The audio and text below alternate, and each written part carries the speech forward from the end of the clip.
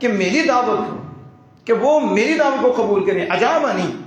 اور میری حکم کو مانیں۔ اگر تم انکار کرتے ہو تو حق کے قرابت تو ہے نا، تو حق کے قرابت کا تو لحاظ کرو، حق کے قرابت کی حفاظت تو کرو،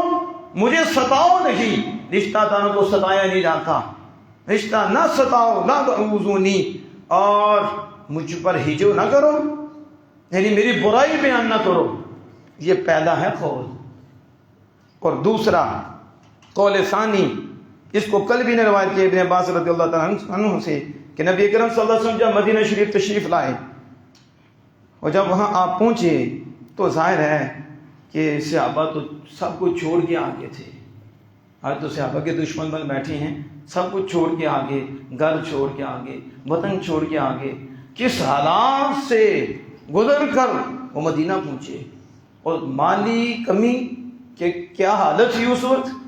پھر رسول اللہ صلی اللہ علیہ وسلم نے مواخات قائم کی ہے، بھائی چارہ۔ تو اس وقت ہاتھ ظاہری طور پر رسول اللہ صلی اللہ علیہ وسلم کے ظاہری طور پر حالی تھے، ہم کمی کا لفظ تو نہیں بولتے، وسعت نہیں تھی، مالی اعتبار سے کشادگی نہیں تھی، تو ولیس فی یدی سا، آپ کے ہاتھ میں وسعت نہیں تھی، یعنی ظاہری طور پر مال کے اعتبار سے۔ تو انصار سے کہا کہ یہ مرد ہیں، یہ مرد ہیں کہ اللہ نے تمہیں ان کے ہاتھ پر ہدایت دی ہے، کہ رسول اللہ کے ہاتھ پر اللہ نے تمہیں ہدایت دی ہے، اور وہ تمہاری بہن کے بیٹے ہیں، اور وہ تو تمہارے شہر میں تمہارے پڑوسی بھی ہیں۔ یہ بات، پس جمع کرو ان کے لیے اپنے موال میں سے مال جمع کرو ان کے لیے۔ تو پھر انہوں نے مال جمع کیا تو وہ آپ کے پاس لائے، جب لائے تو پھر ان پر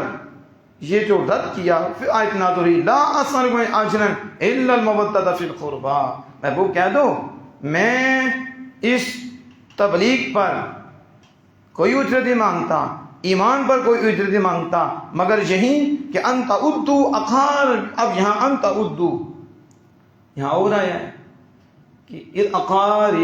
اقاربی، یہاں آیا کہ تم میرے رشتہ داروں سے دوستی کرو، میں تمہیں ایمان پر کوئی اجرت نہیں مانگتا، مگر انت ادو